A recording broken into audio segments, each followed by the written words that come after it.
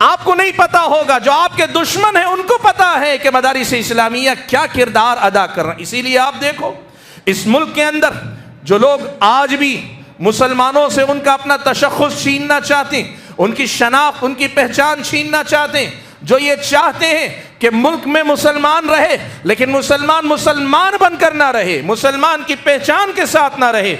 اگر مسلمانوں کی اپ لفٹنگ کی بات ہے تو اپ لفٹنگ کیسے ہوتی ہے؟ جو بچے ابھی میدان میں نہیں آئے ان کے پیچھے، اس سے پہلے بات ان کی کرو جو انہی اسکولوں سے، کالجوں سے، یونیورسٹیوں سے پڑھ کر باہر آئے، پروفیشنلز ہیں، ان کے اندر مختلف مہارتیں، ان کو روزگار فراہم کر کے مسلم قوم کی اپ لفٹنگ کی بات کی جانی چاہیے نا، لیکن ان کی کوئی بات نہیں کرتا۔ مدارس کو بدلنے کی بات کرتے ہیں، کہتے ہیں نہیں، یہاں سے بیسک ایجوکیشن صحیح ملے گا تبھی مسلم قوم ترقی کرے گی، ہم اسے زندہ رکھیں گے۔ کیوں؟ اس لیے کہ یہ ہماری اور آپ کی دینی ضرورت ہے، یہاں سے ہماری روحانی غذا ملتی ہے، ہمیں اپنے رب کی معرفت ملتی ہے، یہاں سے ہم اور آپ کو پیارے نبی صلی اللہ علیہ وسلم کی معرفت، ان کی پہچان، ان کی محبت کا سبق ملتا ہے، یہاں سے ہمیں ایک ایسا انسان بننے کی تعلیم ملتی ہے جو انسان خود کے لیے بھی اور سماج کے لیے مفید عنصر بنتا ہے۔ یہ مدرسہ ہے، یہاں انسان بنائے جاتے ہیں۔ اللہ کے بندو، ان مدارس کی اہمیت کو سمجھو اور ان مدارس کو سہارا دینے کی کوشش کرو، سنبھالنے کی کوشش کرو۔ وہ پیغام یہ ہے کہ ہماری اور آپ کی زندگی میں علم کی اہمیت اور ضرورت کیا ہے۔ علم چاہے دنیا کی معلومات کا ہو، دنیا کی مختلف علوم و فنون کے بارے میں جانکاری سے متعلق ہو، یا اس سے آگے بڑھ کر علم دین یعنی اپنے دین سے واقف ہونا، اپنے دین سے دین کی جانکاری، اپنے دین کو سمجھنا، اس علم کی اہمیت اور ضرورت کیا ہے، یہ آپ حضرات اور خواتین کو بتانا ہے، تاکہ ہم میں سے جو علم کی راہ سے جڑے ہوئے ہیں وہ ثابت قدم رہیں۔ جن گھرانوں کا یا جن افراد اور خواتین کا علم سے رشتہ نہ ہو، وہ اپنا رشتہ جوڑنے کی کوشش کریں، اور اگر کسی کا رشتہ ہے لیکن کمزور ہے، بہت زیادہ رشتہ آپ کا علم سے مضبوط نہیں ہے، تو پھر آپ اپنے رشتے کو مضبوط کر سکیں۔ یہ بنیادی پیغام ہے جو اس کانفرنس یا اس پروگرام کے ذریعے آپ حضرات اور خواتین کو دیا جا رہا ہے۔ اور اسی مناسبت سے آج میرے سامنے جو عنوان ہے وہ عنوان ہے مدارس اسلامیہ کی اہمیت و ضرورت۔ آپ اور میں یہ بات جانتے ہیں، جب ہم مدرسہ کہتے ہیں یا اسلامی مدرسہ، مدارس اسلامیہ کہتے ہیں، تو سب کو معلوم ہے یہ دینی علم دینے والے مراکز ہیں،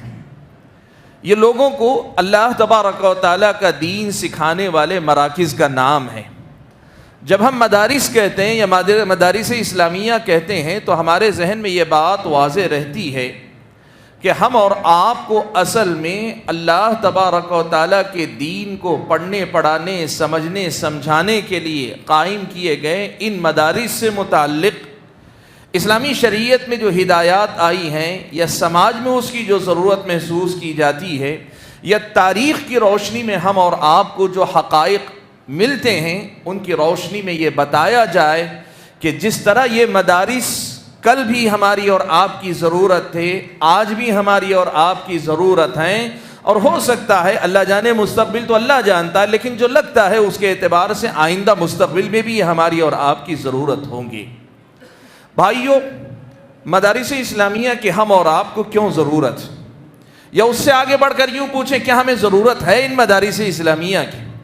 اس کو سمجھنے کے لیے میں کچھ بنیادی باتیں اس وقت آپ کے سامنے رکھنا چاہتا ہوں۔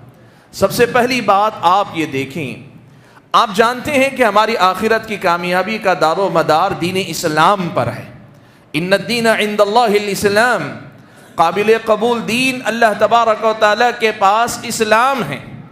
ومن یبتغی غیر الاسلام دینا فلن یقبل منہ، اللہ نے یہ بھی فرمایا کہ جو اسلام کے علاوہ کوئی اور چیز لے کر اللہ کے پاس آئے گا وہ قبول نہیں کیا جائے گا۔ میری اور آپ کی اخروی کامیابی، میری اور آپ کی آخرت میں نجات، جہنم سے چھٹکارا اور جنت میں داخلے کا دار و مدار دین پر ہے، اور دین کا معاملہ صرف آخرت سے نہیں جڑا ہے، آخرت سے پہلے ہماری دنیا سے بھی جڑا ہوا ہے۔ اللہ تعالیٰ نے قرآن و سنت میں مسئلہ واضح انداز میں بتایا کہ آخرت سے پہلے یہ دنیا بھی تمہیں اچھی کرنی ہے تو تمہیں اپنی دنیا کو اپنے دین کی روشنی میں سنوارنا ہوگا، تمہیں اپنے آپ کو دینی تعلیمات کی روشنی میں ڈھالنا ہوگا، بنانا ہوگا۔ جب آپ اپنے آپ کو دین پر چلنے والا اور پوری طرح دین پہ چلنے والا مسلمان بناتے ہیں تو آپ اپنے آپ کو اللہ تعالیٰ کا ایک اچھا بندہ بناتے ہیں، نبی علیہ الصلوۃ والسلام کا ایک سچا امتی بناتے ہیں، آخرت میں کامیاب ہونے والا مسلمان بناتے ہیں، اور ان کے ساتھ ساتھ اس دنیا کے اندر ایک مثالی انسان، سماج کا ایک صالح عنصر، ایک مثالی انسان آپ بناتے ہیں۔ اسلام کی جو تعلیمات ہیں، دین کی جو تعلیمات ہیں، یہ تعلیمات اس سماج کو بنانے والی ہیں، اس دنیا کے سماج کو سدھارنے والی ہیں، اور اس کی گواہی اس سے زیادہ کہیں اور سے لینے کی ضرورت نہیں کہ آپ دیکھیں نبی علیہ الصلوۃ والسلام جب نبی بنا کر مکہ میں بھیجے گئے تھے، آپ کے نبی بنا کر بھیجے جانے سے پہلے سماجی اعتبار سے، معاشرتی اعتبار سے دنیا کی نظر میں عرب کے بدوؤں کا کیا حال تھا، لوگ کس نظر سے دیکھتے تھے؟ ایران اور روم اس وقت کی تمدن یافتہ قوم، ترقی یافتہ قومیں تھیں، وہ ہیں ان کی نیابت میں جو گورنری کیا کرتے تھے، عرب کے علاقوں میں یا عرب کی حدود پہ جو گورنر تھے وہ خود بھی عربوں کو جاہل، گنوار، بدو، بد تہذیب، بے ترتیب لوگ جن کی زندگی میں کوئی روشنی کی بات نہیں، ہر طرف تاریکی، جہالت، ظلمت، یہ تصور ان کے بارے میں تھا۔ لیکن اللہ کے نبی صلی اللہ علیہ وسلم کی بعثت کے 23 سال بعد جب آپ اس دنیا سے رخصت ہو رہے تھے تو صورتحال یہ تھی کہ یہی قوم جو کل تک بدو تھی آج لوگوں کو خود سدھر کر سدھارنے والی بن گئی، کل تک جو خود بگڑے ہوئے تھے آج سماج کو سدھارنے والے بن گئے۔ اور آپ یہ بات نوٹ کر کے دیکھیں، اسلامی تاریخ کو کوئی آدمی مذہبی تاریخ کے طور پہ نہ دیکھے، تہذیبی تاریخ کے طور پہ دیکھے، ایک کلچرل ہسٹری کے طور پر بھی اگر پڑھ کے دیکھیں نا تو پھر آپ کو یہ کہنے میں ذرا جھجک نہیں ہوگا اسلامی تعلیمات نے ایک جاہلی معاشرے کو کس طرح ایک مثالی معاشرہ بنا دیا۔ یہ بتاتا ہے کہ دین آپ کی، ہماری آخرت کی ضرورت ہے، اور آخرت کے ساتھ ساتھ میری اور آپ کی دنیا کو بھی بہتر کرنے کے لیے دین کی ضرورت ہے۔ اور دین نام ہے کس بات کا؟ دین نام ہے اتباع کا، دین نام ہے طے شدہ باتوں کو قبول کر کے طے شدہ راستے پہ چلنے کا، دین نام ہے اللہ تبارک و تعالیٰ کی نازل کردہ شریعت کو پڑھنے، سمجھنے، اس پہ عمل کرنے اور اس کی تبلیغ کرنے کا۔ دین جس سے دنیا اور آخرت سنورتی ہے، یہ اللہ تبارک و تعالیٰ کے دین کو انبیاء سے صحابہ نے لیا، صحابہ سے تابعین نے لیا، تابعین سے تبع تابعین نے لیا، محدثین، فقہاء، مفسرین، یہ جو تاریخ کے اندر علماء کی جو تقسیم ہے، یہ سارے علماء نے یہی دین ہم اور آپ کو پہنچایا۔ مختصر الفاظ میں یوں سمجھ لیجئے کہ یہ دین ہماری اور آپ کی زندگی میں علم کے راستے سے داخل ہوتا ہے، عمل کے راستے سے جمتا ہے، اور پھر اس کے بعد اس علم و عمل کے اثرات سماج کے اندر مجھ کو اور آپ کو نظر آتے ہیں، اور علم و عمل کے اثرات بإذن اللہ یوم آخرت مجھ کو اور آپ کو نظر آئیں گے۔ بات مختصر یہ میں کہنا چاہتا ہوں میرے بھائیوں کہ ہماری اور آپ کی زندگی میں دین کی ضرورت ہے، ہماری دنیا کے لیے بھی، ہمارے دین کے لیے، ہماری آخرت کے لیے بھی۔ اور جب ہمیں دین کی ضرورت ہے تو ہمیں علم کی ضرورت ہے، اس لیے کہ دین علم سے آتا ہے، آبا و اجداد کی تقلید سے نہیں آتا، آبا و اجداد کے نقش قدم پر چلنے سے نہیں آتا۔ قرآن مجید میں اللہ تعالیٰ نے یہی بات کہی، اتبعوا ما انزل الیکم من ربکم ولا تتبعوا من دونہ اولیاء، تمہارے رب کی طرف سے جو چیز اتاری جا رہی ہے اس کی پیروی کرو، اس کو چھوڑ کر اس کے علاوہ اولیاء پرستی یا اولیاء کے پیچھے چلنے والے یا اپنے اقربا، قریبی، نزدیکی، اپنے آبا و اجداد کسی کے نقش قدم پر چلنے والے نہ بنو۔ بھائیوں، میں یہ بات آپ کو مختصراً تمہید کے طور پہ کہنا چاہتا ہوں، اگر دین ہماری ضرورت ہے تو پھر علم دین کی ضرورت ہے۔ دین اگر ہماری ضرورت ہے ہماری دنیا اور آخرت کی، تو دنیا اور آخرت میں کامیاب ہونے کے لیے ہم اور آپ کو علم کی ضرورت ہے، کہ یہی علم وسیلہ ہے دین کا، یہی علم ذریعہ ہے دین کا، اسی علم کے ذریعے ہم اور آپ دین سیکھتے ہیں۔ اور جب ہم بات کر رہے ہیں علم کی تو پھر میرے بھائیوں ایک مسئلہ یاد رکھنا، اسلامی شریعت ہم اور آپ کو یہ بتاتی ہے کہ یہ علم اہل علم سے لیا جاتا ہے، علماء سے لیا جاتا ہے۔ جو اس میدان کے ماہر ہیں ان سے لیا جاتا ہے، اور تاریخ اسلام ہم اور آپ کو بتاتی ہے کہ ابتدا میں طریقہ یہ ہوتا تھا کہ کوئی بھی ایک عالم دین اپنے علاقے میں بیٹھا رہتا، وہ پہلے اپنی زندگی میں گھوم پھر کر علم حاصل کر چکا ہے، وہ اپنی جگہ بیٹھ کر علم پھیلایا کرتا یا گھوم پھر کر بھی علم پھیلایا کرتا، اور علم حاصل کرنے اس کے پاس کبھی ہفتوں کے لیے، کبھی مہینوں کے لیے، کبھی سال کے لیے ان کے ساتھ بیٹھا کرتے تھے، علم حاصل کرتے تھے، خود سنورتے تھے، دنیا کو سنوارنے کے لیے یہ علم لوگوں میں پہنچایا کرتے تھے۔ پہل یہی تھا کہ علم کا مرکز علماء تھے، علم صرف علماء کی صحبت میں ملا کرتا تھا، حصول علم کا کوئی اور ذریعہ نہیں تھا کہ علماء کے علاوہ کہیں اور کوئی آدمی جائے۔ لیکن بعد کے زمانے میں جب ترتیب تنظیم کا مسئلہ آیا، نئے زمانے کے حالات ہمارے اور آپ کے سامنے آئے، تو ایک شکل یہ بھی آئی جسے ہم اور آپ مدارس اسلامیہ کہتے ہیں۔ یہ وہی شکل ہے کہ علماء اپنے علاقے میں ہوتے یا دوسرے کے علاقے میں گھوم پھر کر پڑھاتے، تو جن کو علم حاصل کرنا ہوتا وہ علماء کے پاس جاتے۔ نئی شکل یہ آئی کہ اب علماء کی ایک منتخب جماعت کو کسی ایک مقام پر، کسی ایک عمارت میں اکٹھا کر لیا جاتا ہے، سال کے 12 مہینے وہ وہیں رہتے ہیں، اور علم حاصل کرنے کے شوقین طلبہ طالبات ان کے پاس آتے ہیں یا بھیجے جاتے ہیں، وہ بیٹھ کر علم حاصل کرتے ہیں اور وہ سال بھر پڑھاتے ہیں۔ یہ پڑھنے پڑھانے کا سلسلہ چلتا ہے۔ جس مقام پہ یہ سلسلہ چلتا ہے انہی کو مدارس اسلامیہ کہا جاتا ہے، انہی کو اسلامی علوم کے مراکز کہا جاتا ہے، اور انہی کو مدرسہ کہا جاتا ہے۔ بھائیو، اتنی گفتگو سے میرے اور آپ کے سامنے شاید یہ بات واضح ہو گئی ہوگی کہ مدارس اسلامیہ کا ہمارے دین سے کیسا گہرا رشتہ ہے، اور ہماری اور آپ کے روزمرہ کی زندگی سے کیسا گہرا رشتہ ہے۔ آئیے میں آپ کے سامنے مدارس اسلامیہ کا ایک اور پہلو آپ کے سامنے رکھنا چاہتا ہوں۔ بھائیو دیکھو، ہر مسلمان کو دین پہ عمل کرنا ہے، اور مسلمانوں کے دین و ایمان کی حفاظت کرنا، ان کو پہلے دین پڑھانا، دین سکھانا، دین میں جو غلطیاں در آتی ہیں، فساد گھس جاتا ہے، بدعتیں آ جاتی ہیں، اس سے دین کو پاک رکھنا، یہ ساری ذمہ داری اگر مسلم حکومت ہوتی ہے تو مسلم حکومت میں حکمران کی ہوا کرتی ہے۔ جو مسلم حکمران ہوتا ہے اس کی جو ذمہ داریاں، ان میں سے ایک ذمہ داری یہ بھی ہوتی ہے کہ وہ لوگوں کے دین و ایمان کی حفاظت کی فکر کرے، اور اس حفاظت کے لیے جو اسباب اور ذرائع ہیں ان کو ضرور اپنائیں۔ یہ مسلم حکمران کی ذمہ داری ہوا کرتی ہے۔ ہمارا اور آپ کا یہ ملک، آپ جانتے ہیں، کم سے کم پچھلی ایک لمبی مدت اسلامی حکومت نہیں ہے۔ یہاں ایسے ماحول میں جہاں حکومت مسلم نہ ہو، جہاں اسلامی حکومت نہ ہو جو یہ ذمہ داری نبھا سکے، یاد رکھنا یہ ہماری اور آپ کی ذمہ داری بنتی ہے۔ کلیکٹیو ریسپانسبلٹی ہماری اور آپ کی مشترکہ ذمہ داری بنتی ہے کہ ہم آپس میں ایک دوسرے کے دین و ایمان کی حفاظت کی فکر کر سکیں۔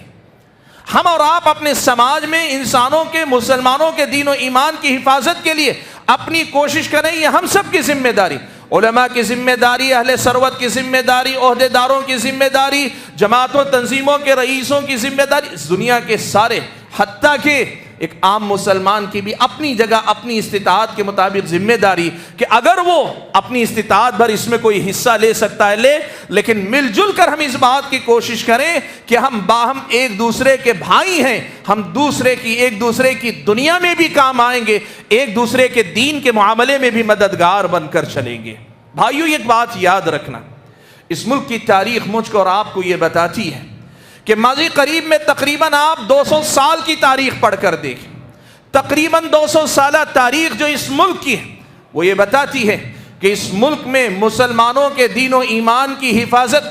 اللہ تبارک و تعالیٰ کے فضل و کرم کے بعد اسباب کی دنیا میں اگر ہم کہنا چاہیں مدارس اسلامیہ ہی کے ذریعے ہوئی ہے۔ آپ میری اس بات کو صرف ایک دعوے کے طور پر لیں، میں چاہتا ہوں کہ صرف ایک دعوے کے طور پر لیں، اور آپ اس پہ پڑھیں، لکھیں، سوچیں، معلوم کریں کہ ایسا ہے کیا واقعتاً بات ایسی ہی ہے۔ پچھلی 200 سالہ تاریخ اس ملک کے اندر کی، آپ یہ بات سمجھیں کہ یہاں مسلمانوں کو اسلام پر ثابت قدم رکھنے کے لیے جن راستوں سے سب سے زیادہ محنت ہوئی ہے وہ راستے مدارس اسلامیہ ہی ہیں۔ یہی مدارس دین کے قلعے ہیں، یہیں سے لوگوں کے دین و ایمان کی حفاظت ہوئی ہے، تاریخ اس بات کی گواہ ہے۔ تاریخ اس بات کی گواہ ہے کہ یہیں سے لوگوں کے دین و ایمان کی حفاظت ہوئی، اور ماضی ہی کی بات نہیں، آج بھی آپ اگر دیکھنا چاہو، آج آپ بتاؤ ایک عام مسلمان کو یا کسی بھی مسلمان کو اس ملک کے اندر دین کہاں سے ملتا ہے، کن راستوں سے ملتا ہے؟ یا تو مسجدوں سے ملتا ہے، اللہ تعالیٰ کے گھروں سے ملتا ہے، یہاں جمعہ کی نماز خطبہ جمعہ ہوتا ہے، یا پھر یہ کہ یہاں سے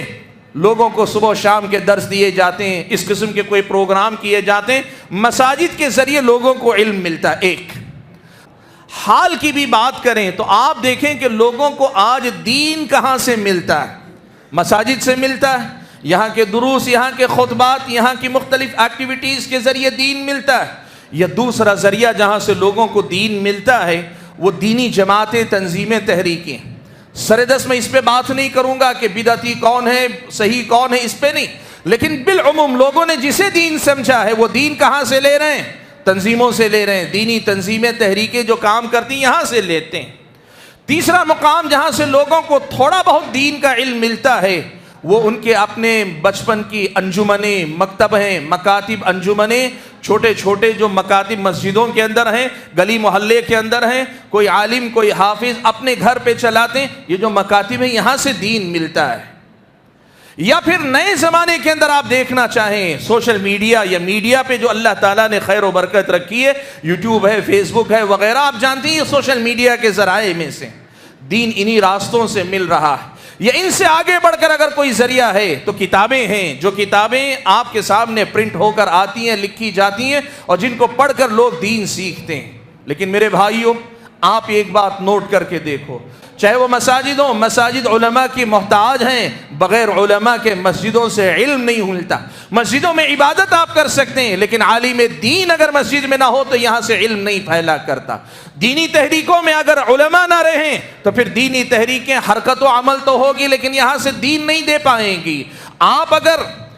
ایسے ہی آگے بڑھ کر سوشل میڈیا کو دیکھ لیں، یا آپ مکاتب کو دیکھ لیں، یا کتابیں دیکھ لیں، ان تمام کے پیچھے اصل میں علماء کی ضرورت ہوتی ہے۔ اور علماء بنتے کہاں ہیں، علماء نکلتے کہاں سے ہیں؟ وہ انہی مدارس اسلامیہ کے ذریعے نکلتے ہیں۔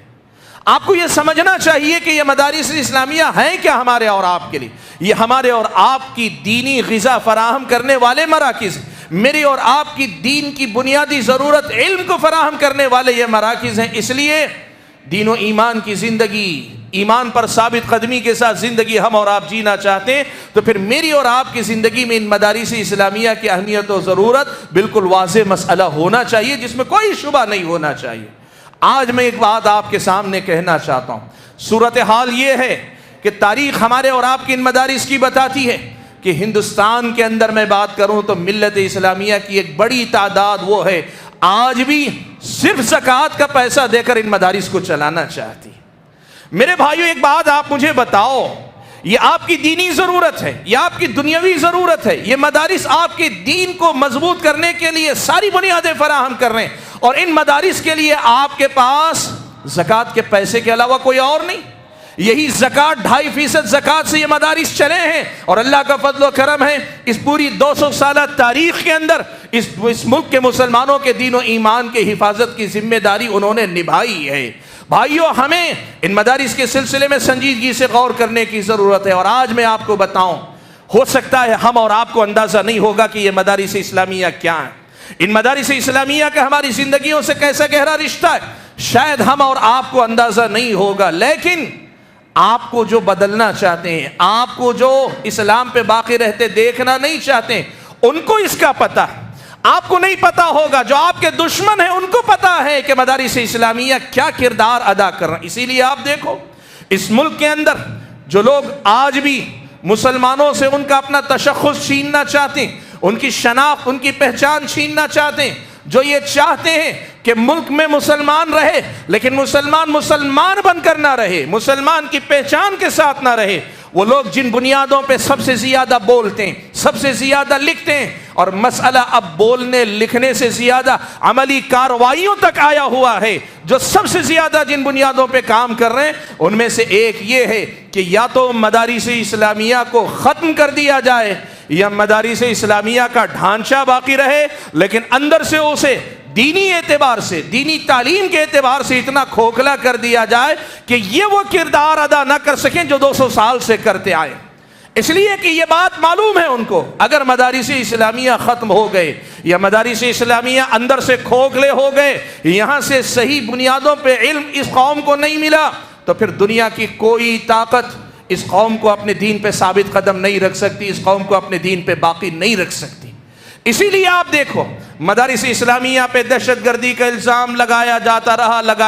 رہا، جبکہ اس ملک کی تاریخ اس بات پہ گواہ ہے کہ جو واقعات دہشت گردی کے قرار دیے گئے، بہت سارے جھوٹے بھی نکلے، بہت ساروں کا فیصلہ ہوا، بہت سارے تو ابھی کیس تک پورے آگے نہیں بڑھے، لیکن اتنی ساری کوششوں کے باوجود کسی چھوٹے یا بڑے مدرسے سے کسی دہشت گردی کے معاملے کو جوڑا نہیں جا سکا. لیکن پھر بھی وہ بولتے رہے دہشت گردی کا مرکز ہے، دہشت گردی کا مرکز. وہ چاہتے کیا ہیں؟ مسلمان دہشت گردی کے الزام سے بچنے کے لیے کہیں نہیں ہم مدارس میں اپنے بچوں کو نہیں پڑھائیں گے، ہم ماڈرن ایجوکیشن یعنی اسکول کی تعلیم ہی کی طرف جائیں گے. مدارس کو آپ اس نظر سے دیکھنے لگیں، اپنے بچوں کو دیکھتے ہوئے آپ گھبرائیں. ان مدارس کے خاتمے کی راہ ہموار کرنے کی کوشش کی گئی. اور اتنا ہی نہیں، یہ بھی ہوا کہ جب مدارس کو اس حیثیت سے ختم نہیں کیا جا سکا، اب تو دوسرے راستے اپنائے جا رہے ہیں. قانونی طور پر کاغذات ہیں کہ نہیں ہیں، کاغذات ہیں تو صحیح ہیں کہ نہیں ہیں، یہاں کیا پڑھایا جا رہا ہے. رائٹ ٹو ایجوکیشن کے نام پہ بچوں کو باقاعدہ فلاں اور فلاں تعلیم ملنی چاہیے. یہ نہیں، آپ یوں دیکھیں کہ آپ کے مدارس کی فکر ان کو کیوں ہے؟ اگر مسلمانوں کی اپ لفٹنگ کی بات ہے تو اپ لفٹنگ کیسے ہوتی ہے؟ جو بچے ابھی میدان میں نہیں آئے ان کے پیچھے، اس سے پہلے بات ان کی کرو جو انہی اسکولوں سے، کالجوں سے، یونیورسٹیوں سے پڑھ کر باہر آئے، پروفیشنلز ہیں، ان کے اندر مختلف مہارتیں، ان کو روزگار فراہم کر کے مسلم قوم کی اپ لفٹنگ کی بات کی جانی چاہیے نا. لیکن ان کی کوئی بات نہیں کرتا، مدارس کو بدلنے کی بات کرتے ہیں. کہتے ہیں نہیں، یہاں سے بیسک ایجوکیشن صحیح ملے گا تبھی مسلم قوم ترقی کرے گی. میں آپ کو بتاؤں کیسے کیسے تماشے لوگ کرتے ہیں. دیکھو آپ، سچر کمیٹی کی ایک رپورٹ آئی. سچر کمیٹی کی رپورٹ میں یہ کہا گیا کہ مسلمان آدی باسی قوم سے زیادہ پچھڑے ہوئے ہیں تعلیمی اعتبار سے. کہا گیا،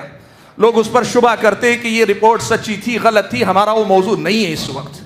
مان لے تھوڑی دیر کے لیے کہ یہ بات کھل کر سامنے آئی کہ جو ماڈرن ایجوکیشن کہا جاتا ہے، نہیں جو عصری علوم ہم عام اپنے بول چال میں کہتے ہیں، یہ جو اسکول کی تعلیم ہے، مسلمانوں میں ڈاکٹرز نہیں ہیں، انجینئرز نہیں ہیں، بیوروکریٹس نہیں ہیں، لائرز نہیں ہیں، آرکیٹیکٹس نہیں ہیں، سائنٹسٹ نہیں ہیں، فلاں نہیں ہیں، یہ سارے نہیں ہیں. چلیے مان لیا نہیں ہیں، تو کیا کرنا چاہیے تھا؟ کہا اس سب کو سدھارنے کے لیے ضروری ہے کہ مدرسوں کے سلیبس میں اسکول کا سلیبس داخل کیا جائے. اللہ کے بندو، آپ کو یہ بات معلوم ہے کہ اتنی بات آپ کی سمجھ میں آتی ہے؟ مدارس اسلامیہ کتنے فیصد مسلم بچوں میں سے کتنے فیصد بچے آتے ہیں؟ 5% سے بھی کم بچے مدرسوں میں آتے ہیں.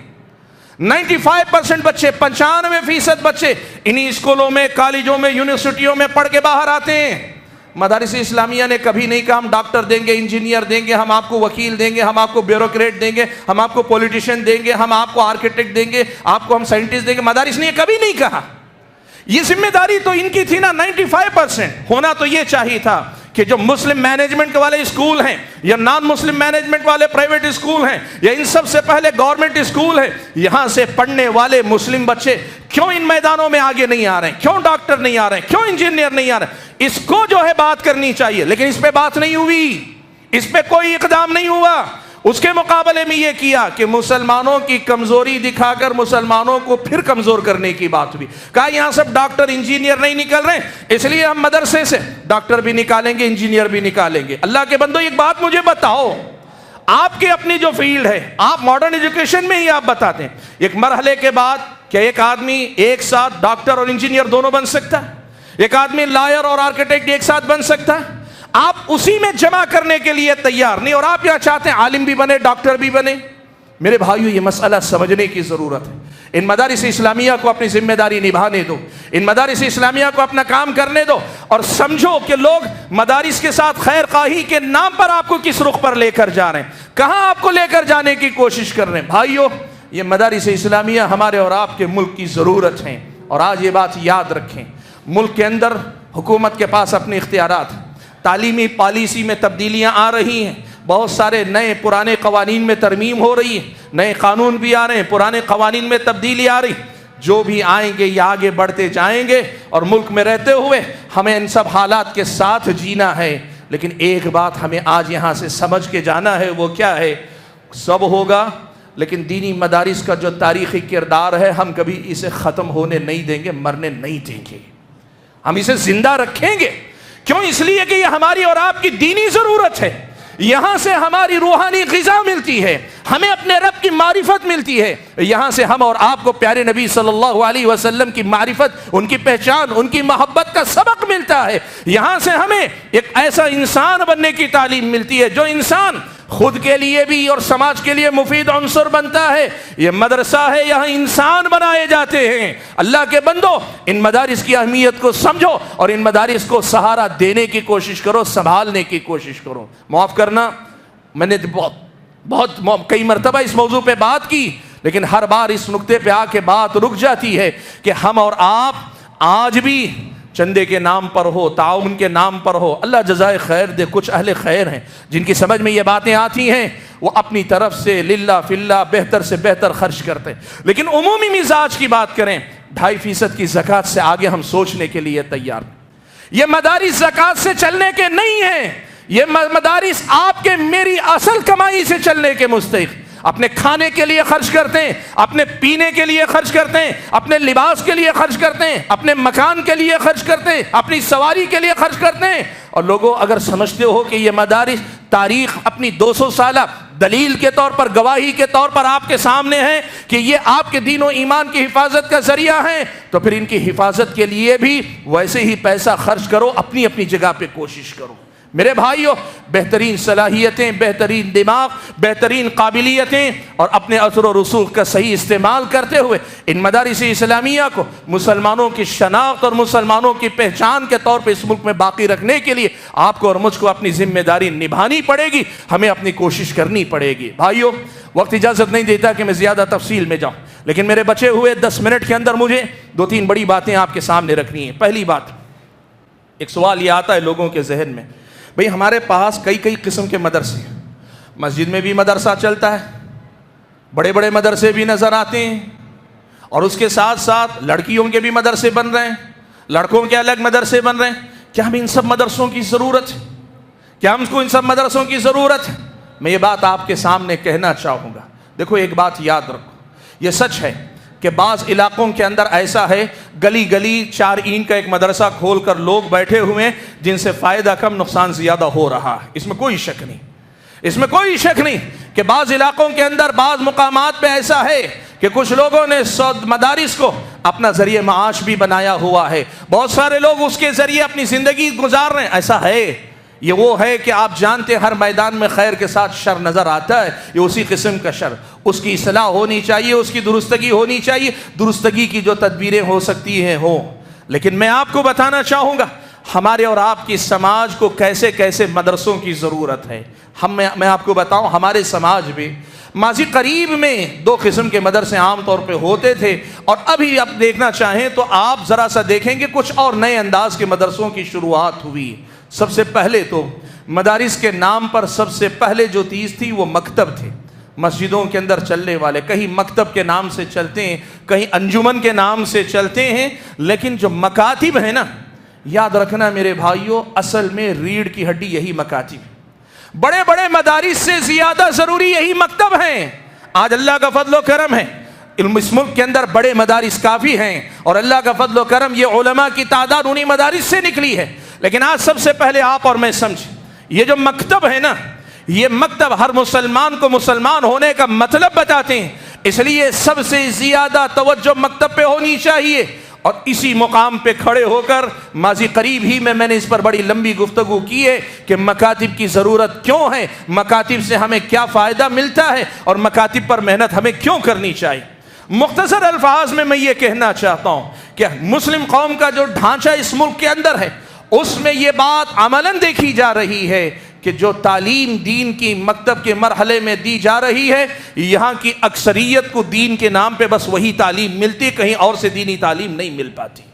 شاذ و نادر اس کے بعد کوئی کچھ اور سیکھ پاتا ہے۔ آپ اگر اس قوم کو مسلم بنا کر مسلم کے حیثیت سے یہاں دیکھنا چاہتے ہیں تو آپ کو اپنے مکاتب کی حفاظت کرنی ہوگی، اور میں حفاظت کی بات نہیں کروں گا، آپ کو مکاتب پر محنت کرنی ہوگی، نئے مکاتب کھولو۔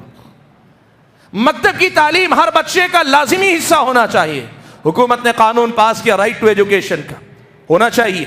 انگریزی یا زبان جو آپ کی علاقائی زبان ہے وہ بھی انگریزی زبان، اور اس کے ساتھ جو بیسک تعلیم ہے وہ یقیناً ہونی چاہیے، اس میں کوئی دو رائے نہیں۔ لیکن رائٹ ٹو ایجوکیشن ایک ہمارا داخلی بھی ہونا چاہیے، ہر بچے کا، ہر مسلم بچے کا رائٹ ٹو ایجوکیشن یہ اسے مکتب کی تعلیم ملے،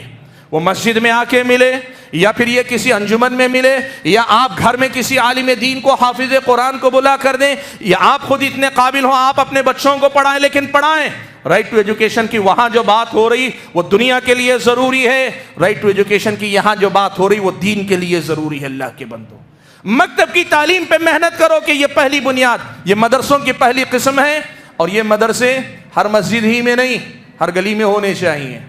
ہر گلی میں ہونے چاہیے۔ کیوں؟ اس لیے کہ ہر گلی میں اگر مسلمان بچے ہیں، ہر گلی کے مسلمان بچوں کو پڑھنے کی جگہ ملنی چاہیے۔ اس لیے اگر مکاتب آپ کو 100 بھی نظر آئیں تو آپ گھبرانا نہیں، یہ مت سوچنا اتنے مدرسوں کی کیا ضرورت ہے، ضرورت ہے، ان کو اسلام سکھانے پڑھانے کے لیے ضرورت ہے۔ دوسرے قسم کے مدرسے جو ہمارے اور آپ کے سماج میں ہم اور آپ کو ماضی قریب سے ملتے آئیں، وہ مدارس ہیں جن کو اصل میں مدارس اسلامیہ کہا جاتا ہے، جہاں ایک بچے کو قرآن کا حافظ بنایا جاتا ہے، یا حافظ نہ بھی بنے تو آگے یہ بتایا جاتا ہے کہ آپ کو عالمیت مکمل کرنی ہے، فضیلت بھی مکمل کرنی، یعنی عالم فاضل بنایا جاتا ہے، عالم فاضل بنایا جاتا ہے۔ یہ مدارس اصل میں علماء کو بنانے کی فیکٹری، یہاں سے اصل میں علماء نکلتے ہیں، یہاں سے طلباء نکلتے ہیں، یہاں سے طالب علم اصل میں نکلتے ہیں۔ اور یہ طالب علم اللہ نے اگر ان میں سے کسی کو اچھا باصلاحیت بنایا ہو، اچھے اساتذہ مل جائیں، اچھا ماحول مل جائے، طالب علم کے اندر بھی اچھا، کبھی اتنے قابل ہوتے ہیں کہ امت کی ساری دینی ضرورتوں کو پورا کرنے کے قابل ہوتے ہیں، ساری دینی ضرورتیں، فتویٰ دینا ہو، نئے مسائل کا حل تلاش کرنا ہو، بدعتوں پر نئے نئے افکار پر رد کرنا ہو، دین اسلام کی تبلیغ ہو، دین اسلام کی تفہیم ہو، دین اسلام پر ہونے والے اعتراضات کا جواب، ساری قابلیتیں اللہ تعالیٰ بسا اوقات بعض طلباء میں رکھتا ہے۔ اور اگر یہ نہ ہو تو کم سے کم اتنا ضرور ہوتا ہے کہ ان مدارس سے نکلنے والے جتنے طلباء ہوتے ہیں عام طور پر ان کی اکثریت ایسی ہوتی ہے، یا آپ کی مسجد کے ایک کامیاب امام اور خطیب ہوتے ہیں، یا آپ کی دینی تنظیموں کے کامیاب مبلغ داعی ہوتے ہیں، یا آپ کے اپنے مکاتب کے کامیاب اور مثالی استاذ ہوتے ہیں، یہ سوشل میڈیا میں صالح، بہتر اور صحیح دین کی تعلیمات پہنچانے والے ہوتے ہیں۔ اللہ کا فضل و کرم ہے، ان مدارس سے یہ کام ہوتا ہے۔ یہ مدارس ہمارے اور آپ کے سماج کی ضرورت ہیں، یہ مدارس ہمیں اور آپ کو ان کی حفاظت بھی کرنی چاہیے، اور ان مدارس کی ہر طرح کی ضرورت کو پورا کرنا چاہیے، ہر طرح کی ضرورت، مالی ضرورت، قانونی ضرورت، یا پھر یہ کہ وقت کے اعتبار سے، آپ کی صلاحیتوں کے اعتبار سے مدرسے کو جس چیز کی ضرورت ہے اپنی اپنی جگہ کوشش کرو۔ کچھ نہیں کر سکتے، 2-4 بچوں کی کفالت اپنے ذمے لے لو، یہ مدارس چندوں سے چلتے ہیں، یہ مدارس اپنے اپنے ذریعے چلتے ہیں، اور جو اصحاب ثروت ہیں ان سے آج ہم یہ گزارش کرنا چاہیں گے، اگر یہ کر سکے آپ، جس طرح پرانے دور میں مساجد کے لیے زمینیں وقف کی جاتی تھیں، آج وہ دور ہے کہ آپ کو مدارس کے لیے پراپرٹیاں وقف کرنی چاہیے جہاں سے یہ خود کفیل ہوں، تاکہ کل کے دن اگر اللہ نہ کرے کوئی چندہ بند بھی کر دے تو چندے کے بند ہونے سے مدرسے نہ بند ہو پائیں، چندوں کے بند ہونے سے مدرسے بند نہ ہو پائیں۔ اس کے لیے ہمیں فکر کرنی چاہیے میرے بھائیوں۔ ماضی قریب میں تیسری قسم کے بھی کچھ مدارس آئے، وہ مدارس کیا ہیں؟ وہ مدارس ہیں جن کو ہم تخصص کے ادارے کہتے ہیں۔ پہلے ہوتا یہ تھا کہ عالمیت کے مرحلے میں تعلیم مکمل ہو جاتی، اس کے بعد جو فضیلت کا مرحلہ، یہ تخصص کا مانا جاتا، اسپیشلائزیشن۔